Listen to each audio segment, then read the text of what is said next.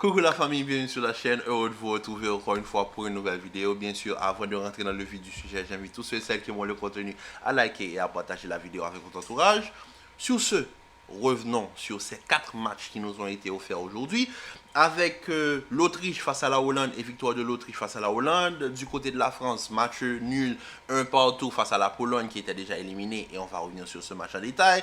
L'Angleterre qui fait un bon. Le groupe de l'Angleterre, franchement, je pense que là, c'était du grand... Non, désolé du terme, mais franchement, là, on se moque des gens. 2-0-0. Franchement, j'ai jamais vu 2 matchs aussi dégueulasses. Dégueulasses, des deux côtés. Autant du côté du Danemark face à la Serbie, sachant que le Danemark avait tout intérêt à gagner pour terminer premier. Le Danemark n'a rien fait. La Serbie qui devait gagner pour se qualifier, ils n'ont rien fait. Du côté de l'Angleterre et la Slovénie, un match nul convenait aux deux équipes. Et on ne va pas se mentir, et moi, je suis prêt à mettre ma main au feu pour vous l'assurer que l'Angleterre et la Slovénie, ils sont venus jouer le 0-0. Ils sont venus absolument rien faire. Ne venez pas me parler des occasions anglaises, c'est du n'importe quoi. On est d'accord là-dessus? Southgate se moque des gens, tout comme Didier Deschamps se moque des gens. Donc, on va rapidement passer sur le match le plus intéressant de la journée, qui était l'Autriche face à la Hollande. Et l'Autriche, qui est fraîchement une équipe coup de cœur de 7 euros. Personne ne les attendait. Moi, personnellement, je connaissais les joueurs autrichiens. Je m'attendais à ce que Wimmer, à ce que Sabitzer, bon, peut-être même on espérait un retour de David Alaba. Mais on sait que Alaba est plus là comme un soutien mental. Mais quand on voit comment cette équipe est en train de jouer, franchement, exceptionnel. Très beau travail de Ralf Rangnick qui amène cette équipe, qui amène cette équipe vers la gloire, parce que l'Autriche finit premier dans un groupe comportant la France, la Hollande et la Pologne. Ça s'applaudit. Ça s'applaudit, franchement, très beau travail. Ça se voit, une équipe cohérente, avec des joueurs cohérents, dans un système cohérent. Tu prends notre Didier Deschamps, pareil pour Dorival, pareil aussi pour Southgate. Quand on regarde l'équipe de l'Autriche, franchement, on trouve une cohérence. C'est une équipe qui joue un football direct, c'est une équipe qui a des phases où ils défendent, c'est une équipe qui joue un football réaliste, un football à l'Argentine, quoi. Un football, ils sont pas forcément l'équipe la plus belle à voir jouer, on le voit, mais le pressing est là, l'intensité elle est là, l'efficacité elle est là. Et aujourd'hui, le but de Sabitzer pour mettre le 3-2, franchement exceptionnel. Mais bon, on va revenir sur la Hollande, parce que l'Autriche a certes conquis le cœur de beaucoup, mais la Hollande, les Pays-Bas, expliquez-moi, en plus de ça, meilleur buteur de sa compétition, c'est contre son camp. Premier but de la journée contre son camp de Daniel Malen. Oh là là là là, Malen, pourquoi? Pourquoi tu te jettes là? Il n'y avait pas de danger. C'est un centre banal. Tu peux, je sais pas, essayer de mettre le pied. Il fait un tacle qui dirige la balle vers le but. C'était même pas nécessaire à ce niveau-là. Pour ensuite rater un face-à-face. En tout cas, la Hollande n'a fait que décevoir leurs fans pendant toute la compétition. Parce qu'aujourd'hui, je n'ai pas compris pourquoi tu continues avec Depay. Depay, depuis le début de la compétition, on voit que Depay n'est pas à niveau. Mais tu es là à continuer avec Depay. Vous allez me dire qu'il a trouvé le poteau. Mais Depay n'est pas là pour toucher le poteau. Depay n'est pas là pour toucher le poteau. Qu'est-ce que vous voulez? Mais franchement... L'Autriche, lors du premier match, ils ont vu qu'il fallait un attaquant. Ils ont remis Arnautovic au niveau de la sélection, au niveau du 11 de départ. Eh bien, 2 matchs, 2 victoires. Aujourd'hui, la Hollande continue sur leur même lancée avec Depay. Eh bien, ça foire. Tandis que tu as un Weghorst sur le banc, que tu aurais pu faire commencer un attaquant de pointe. Et tu mets Depay pour entrer en jeu. Mais non, il continue tout en sachant que la Hollande devait gagner. Et il commence ce match sans Xavi Simons. Attention. C'est pour ça que je vous dis, avant de critiquer les joueurs, moi j'ai surtout en ligne de mire les entraîneurs. Parce que pour moi, le foot de sélection, c'est surtout par rapport au système que les entraîneurs font. Et c'est pour cela que moi, j'ai félicité Ralf Rangnick. Mais comment vous voulez que je félicite Ronald Koeman pour ce qu'il nous a proposé? Le premier match, je pense qu'on a eu un feu de paille. Tout le monde s'est dit que la Hollande peut-être va pouvoir faire quelque chose. Les 2 derniers matchs, il se moque des gens, quoi. Le match face à la France, littéralement, tu te moques des gens. Et ensuite, ce match-là face à l'Autriche, où littéralement, l'Autriche t'a montré que, hey, c'est eux les numéros 1. Et ils sont qualifiés comme étant un bon numéro 1. Parce qu'on va pas se mentir, c'est la seule équipe de ce groupe qui relève un minimum le jeu. qui littéralement, quand tu regardes l'Autriche jouer, tu prends du plaisir à voir l'Autriche jouer. Tandis que là, on a la Hollande et la France. Et du côté de la France face à la Pologne, et là, on doit parler. Didier Deschamps, comme je vous dis, toi, tu te manques des gens. Parce que tu n'as pas le droit, depuis le retour de Tchouaméni, de mettre Griezmann sur le banc. Expliquez-moi la logique. Parce que déjà, de base, Deschamps, on connaît son football. C'est un football défensif. Il a besoin d'avoir ce double pivot solide devant la défense. D'accord. Aurélien Tchouaméni était blessé, il n'a pas joué la finale de la Ligue des Champions, on le sait. Donc Aurélien Tchouaméni a raté son premier match. Je suis d'accord. Adrien Rabiot était là pour compenser. Il n'y a pas de problème. Et on l'a vu face à l'Autriche. On a vu un milieu de terrain cohérent avec un N'Golo Kanté devant la défense, un Adrien Rabiot qui ratissait et un Griezmann qui faisait le lien.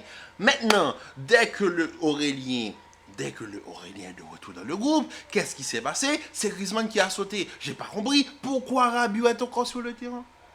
Vous avez vu l'incohérence et l'incompétence des entraîneurs, franchement, dans cette compétition? Parce que comment tu fais sauter Griezmann pour essayer de convaincre les gens en conférence de presse que Griezmann ne peut plus faire ce rôle de relayeur? C'est sur quelle base sur quoi tu te bases pour dire que Griezmann ne peut plus faire ce rôle de relayeur? Expliquez-moi. Parce que quand tu me mets un milieu de terrain, Kanté, Tchouaméni, Rabiot, dans les trois, c'est qui le milieu créatif? C'est qui va faire le lien? Je m'attendais à ce que ce soit Rabiot qui fasse le lien. Je me retrouve avec N'Golo Kanté littéralement au poste de numéro 10. Est-ce que ça fait du sens, ça? Un Aurélien Tchouaméni qui a littéralement été sacrifié vu que N'Golo Kanté est trop haut et que Rabiot est trop exilé à gauche. Donc lui, parfois, c'est oublié, il est littéralement parfois défenseur central. Ça n'a pas de sens. Ça n'a pas de sens. Il faut m'expliquer la cohérence du jeu de Didier Deschamps. Parce que quand tu fais sauter Griezmann, fais sauter Griezmann pour mettre un autre numéro 10. Tu ne me fais pas sauter Griezmann pour mettre Rabiot. En plus de ça, tu mets Rabiot qui est littéralement exilé à gauche. Vous avez vu la première mi-temps de Rabiot ce matin? Wow, c'était catastrophique. En plus de ça, tu me mets une attaque Barcola, Dembélé, Mbappé. Vous allez me dire ça marche au PSG. Oui, mais quand tu joues au PSG, tu joues face à Clermont, tu joues face à Brest, tu joues face à Marseille. Avec tout le respect que j'ai pour Marseille, tu joues face à Le Havre. Tu joues pas face à la Pologne, quoi.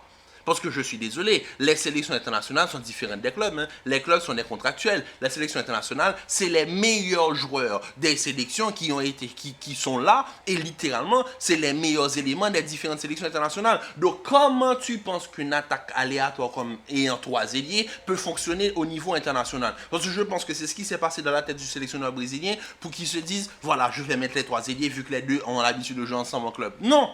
Pas du tout. Le football international est complètement différent du football de club et beaucoup de gens n'arrivent pas à le comprendre. Le football international, les sélections internationales, il faut un système cohérent, simple, efficace. That's it. C'est ça. Vous voyez Rangnick, vous voyez ce qu'il a fait avec l'Autriche? C'est simple. Un gros pressing, un bloc haut, on défend ensemble, on attaque ensemble. C'est aussi simple que ça. Et ça fonctionne. C'est tout compliqué. C'est tout compliqué. Deschamps, c'est un autre. Mais je suis désolé, on va parler de Southgate. L'Angleterre. Oh, comment vous dire? Comment vous expliquer ces deux matchs-là, ces deux tortures? Parce que franchement, je ne vais pas vous mentir. On aurait pu terminer la vidéo sur le match de la France. Ça, parce que je pense qu'il n'y a rien à dire par rapport à l'Angleterre et la Slovénie. Pareil du côté du Danemark face à la Serbie. Parce que comment vous dire, le Danemark qui devait gagner pour littéralement terminer premier et pour nous offrir, pourquoi pas, un Angleterre-Allemagne au niveau des huitièmes de finale. Le Danemark n'a rien fait face à la Serbie. La Serbie qui devait se battre pour se qualifier, gagner pour être qualifié, la Serbie se voit terminer dernier avec 2 points. D'accord, tout en sachant que dans le match, le contenu n'était pas bon. Parce que j'ai vu des attaques des deux côtés, mais franchement, le niveau efficacité, non merci, ça va. Ensuite, du côté de l'Angleterre, face à la Slovénie, une sélection anglaise, on connaît tous pour leur talent. Bellingham, potentiel ballon d'or. Harry Kane, potentiel ballon d'or. Phil Foden qui fait la saison de sa carrière. Cole Palmer qui a finalement joué quelques minutes. Bukayo Saka, star boy du côté d'Arsenal. Declan Rice, l'un des meilleurs milieux de terrain de l'Angleterre. Alexander Arnold qui rentre en jeu. Walker qui est l'un des meilleurs latéraux au monde. John Stones qui est l'un des défenseurs les plus rassurants du monde. Et Gay qui est un très jeune défenseur du côté de Crystal Palace. Tu te dis que franchement, Kieran Trippier, capitaine de Newcastle, avec un banc riche, efficace. Ils viennent jouer 0-0. Parce qu'aujourd'hui, l'Angleterre n'est pas venue gagner le match. Pareil pour la Slovénie, ils ne sont pas venus gagner, ils sont venus gérer le 0-0. Pour moi, le match, l'intensité du match de l'Angleterre dépendait clairement de ce qui se faisait de l'autre côté. Vu que le Danemark et l'autre là, la Serbie, n'ont rien fait, ils se sont dit, on va partager les points. Parce qu'il y a des déchets que j'ai vus aujourd'hui, des déchets techniques que j'ai vus aujourd'hui de certains joueurs que j'ai vu jouer pendant plus de 60 matchs, que j'ai pas vu pendant 60 matchs. Donc c'est pas maintenant qu'ils vont venir se moquer des gens. Parce que je suis désolé, Declan Rice devant la défense, il faut en parler au fait. Parce que Declan Rice, peu importe le double pivot dans lequel on le met en sélection, c'est pas la même chose. C'est-à-dire que Arsenal, on le voit avec Jorginho, il est stable, il est dans son élément. Mais là, je suis désolé. C'est quoi ce football? C'est quoi ces déchets?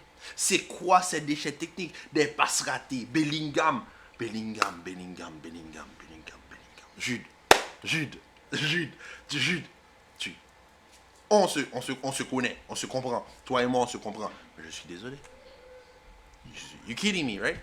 You playing with me. It's not fair. You don't play with me like that. Because il faut m'expliquer. Bellingham au poste de numéro 10, ça fonctionne pas. Ah mais non, pas du tout. Peut-être que ça fonctionne quand il n'y a pas un Harry Kane devant. Parce que Harry Kane, je suis désolé, c'est un autre rang. Les profils ne matchent pas. Mais je suis désolé. Si tu veux avoir un Bellingham en poste de numéro 10, il faut un attaquant qui prenne l'espace, pas un attaquant qui recule. Harry Kane ne fait que reculer. Reculer pour venir jouer au ballon. À ce moment-là, Bellingham se retrouve rapidement au poste de numéro 9, ce qui ne devrait pas être le cas.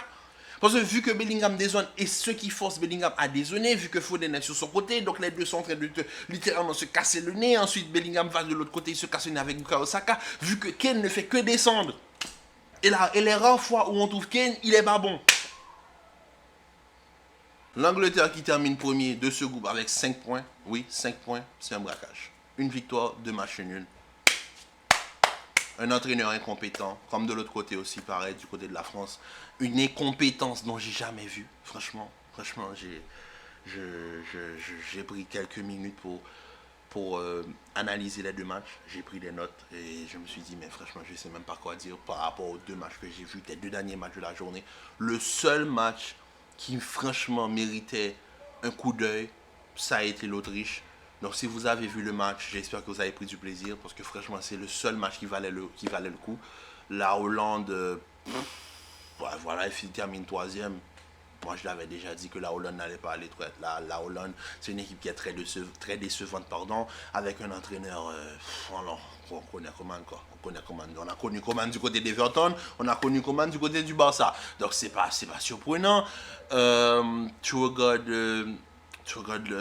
comment ça s'appelle là, la Pologne, franchement, la Pologne face à la France, la Pologne qui était déjà éliminée, la Pologne qui met beaucoup plus d'intensité que la France, la Pologne qui est éliminée, qui joue absolument rien, mais plus d'intensité que la France. Une équipe de France avec un milieu de terrain, mais mon Dieu. Un Upamecano en défense qui fait des fautes bêtes, mais la faute d'Upamecano pour donner le penalty est bête, mais vraiment bête. Franchement, j'ai pas compris, il faut m'expliquer. C'est qu'est-ce que les entraîneurs veulent au fait. Parce que là, il ne faut pas s'étonner que la France gagne la compétition comme ça. Pour moi, une finale France-Angleterre, c'est possible. Oui, c'est possible. Ils vont arriver, faire des 1-0, des matchs nuls. Et vous allez voir. Ils vont arriver en finale. Ils vont arriver loin.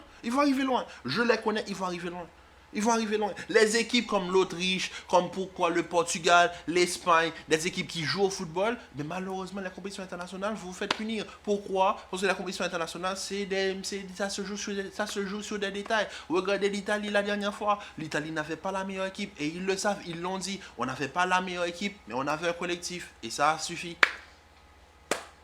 Pour moi, c'est l'équipe qui remportera cet euro, c'est pas forcément. Si l'Espagne remporte, tant mieux pour le football. Si le Portugal remporte, tant mieux pour le football. Si on a une finale Espagne-Portugal, tant mieux pour le football. Au moins, on aura du football. Mais franchement, faut pas s'étonner si on voit un Angleterre ou un Allemagne qui gagne des matchs des 1-0, comme l'Italie a remporté la compétition. Franchement, il faudra pas s'étonner. En tout cas, la famille, on se retrouve très bientôt pour une nouvelle vidéo. Commentez, likez, partagez. Restez en paix, en santé. Prenez soin de vous. On se dit à très vite pour une nouvelle vidéo.